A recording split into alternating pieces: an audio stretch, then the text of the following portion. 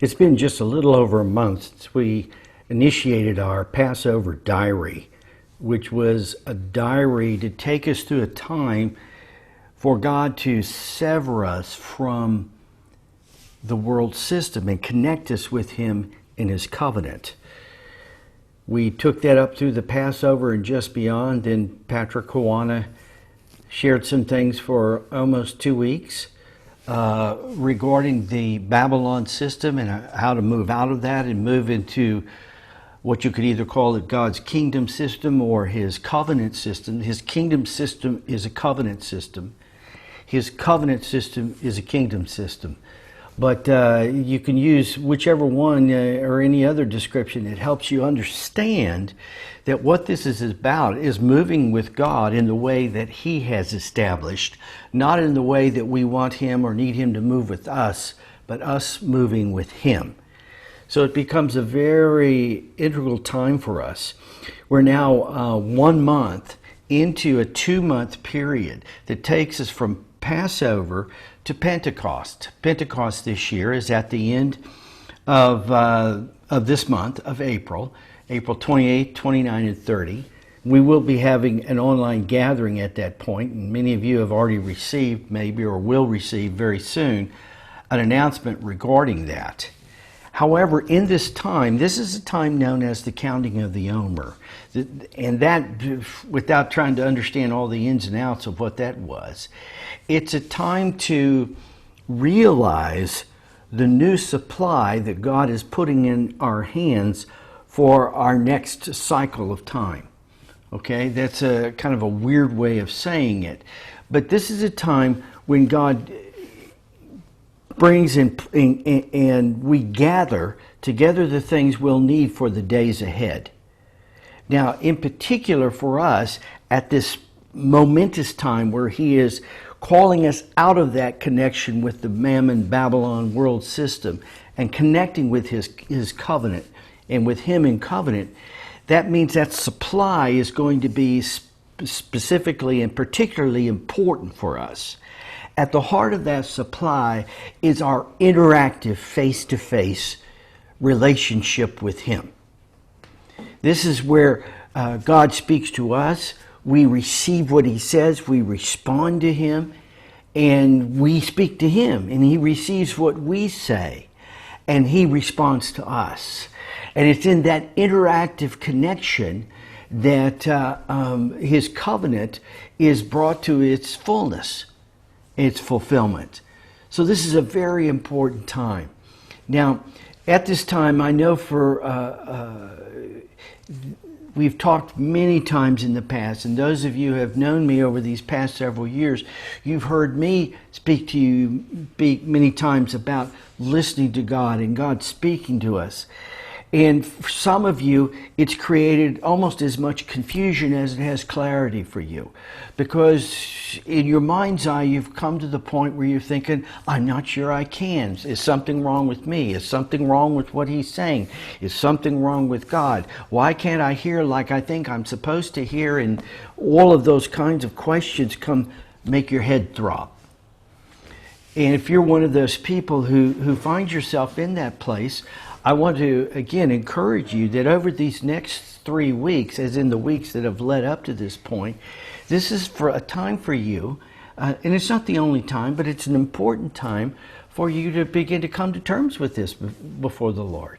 Everyone has to come to terms with this. Everyone has moments or a moment or moments in time in which they have to face up to the fact of what kind of relationship God is offering them and what level of that relationship they're willing to enter into.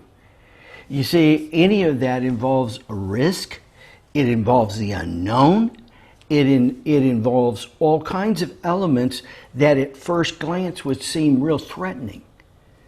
Yet, in the end, when we enter into this unknown, where we enter into and encounter God on His terms rather than our own, and by that I simply mean God begins to show us who He is apart from the ways that we have associated with God. Many times people only associate God with a church service or with a Bible reading or with a moment where their heads are bowed in prayer, thanking God for their food, or other moments of great tragedy where everyone calls on God. Those are moments that we tend to associate God with, but these aren't the moments He associates Himself with in relationship to us. He associates Himself with every part of our life, so that we move with Him throughout the day, day by day, so that He becomes all that we need, though He's not, He provides so much more with that. He's a God who wants to bring us in and experience things in fullness rather than with things always lacking or things falling short. So it is a risk. This is a time of great risk. But if you will contend for this in your relationship with God, if you will lay aside every idea, every thought that might come in and say, this can't happen for me. If you've either said that out loud or if someone has said it to you, or whether you've thought it just in your own head, you have to expel that and say, Lord, I'm going to find out once and for all, forever, whether this is real for me on this level or not. Don't be satisfied with who you are or where you are. Though where you are may be a good place, there is even a greater realm for us to enter into. That's what I'm looking for my own self as I go through this time. I'm asking the Lord to show me some things about Him I've never known, and to show me some things about myself and about the world around me that I just haven't been in the place to be able to grasp and respond to. So it's an important time for us, all of us. I don't care where you are in your connection with God, whether you're at the beginning, whether you've been a believer like I have for 40-something years, or whether somewhere in between.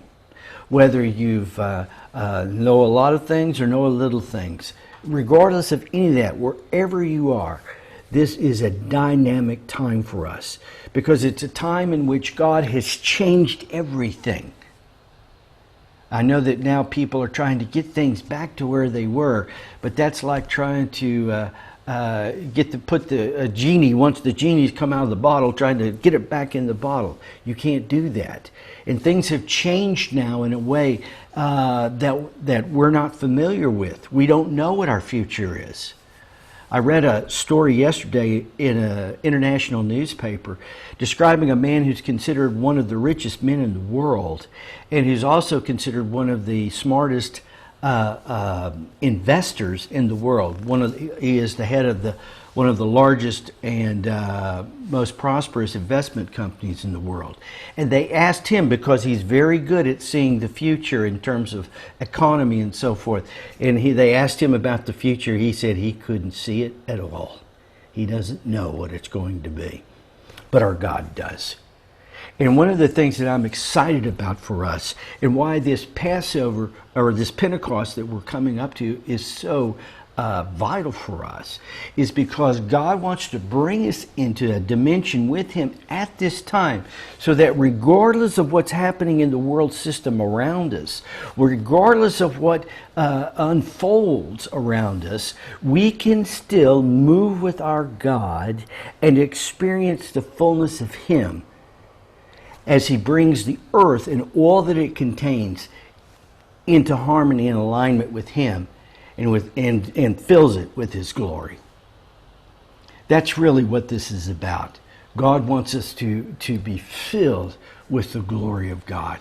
Glory isn't just something you sing about or something you talk about. God wants us to experience it. In fact, the word fullness, you could use the word glory to describe fullness. And God's glory that He fills the earth with and wants to fill us with will cause every aspect of our life to be full of Him. That's where we're going during this time. Now, we're not going to continue on in the same kinds of diaries or journeys we've had over the last month. Over this next month, we're dealing with testimonies and questions about listening to God, because this is, we want everyone to be able to move forward in this, wherever you are, so that a month from now, when you look back, you'll say, I'm now at a place I've never been before. And so one of the things that I'm going to do to help with this, every once in a while I'll speak to you some things, but not too many. But I'm interviewing, in the beginning here, I'm doing a 4-part interview with Rick Weineke from Arad, Israel. He's in Arad, I'm in Texas. And some of you know Rick. Rick is an artist. He's not a theologian. He's not a religious person. He's not a political person. He's a sculptor. And a number of years ago, God moved in him and revealed to him a sculpture project that turned into what is now called the Fountain of Tears. We have a description of it in some of our other videos available in our Kingdom Circles of videos that you can check out. Then you can understand more about Fountain of Tears there. You can also, we have a link that you can go to actually watch his presentation of the Fountain of Tears. But I've asked Rick to come and let me interview him so that he could share with you how from the very beginning of his connection with God, which did not come early in life, it came as a young adult, but it didn't come as a child. It didn't come through religious backgrounds. It came through a completely different means than a lot of people. But how during this time, from critical moments in his life, God cultivated in Rick the kind of connection with God where he interacts with God. Where God speaks to him, he listens, responds. He speaks to God, God listens and responds. And I want you to be able to hear this. And so what I'm going to do, I've already filmed the first 2 parts of the interview. In a few days we'll do the last 2 parts. But over the next week and a half, I'll distribute these in sequence to you so that you can take time to watch and just listen. What I encourage you to do as you listen to this, look at, just think through your own experiences, your own chronology, and think of the ways that God has moved in you and with you, sometimes in ways you didn't understand, just like Rick. And begin to look how God has already prepared the way for you to hear him. And how he has already initiated speaking to you and moving with you. See, this isn't a time to come into something we have never had access to or completely don't know. It's time to come into a fuller expression of that. Not stay in the place where we've been, but to move forward.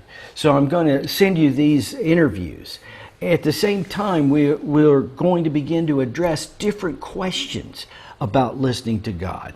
Very soon, hopefully this week sometime, I'm going to bring together several people, and we're just episode by episode going to talk about different questions that people have, that we've heard, that we've asked ourselves about listening to God, and what to expect, what to think about it, what to ask for, what to and how to discern when it is that God is speaking to us.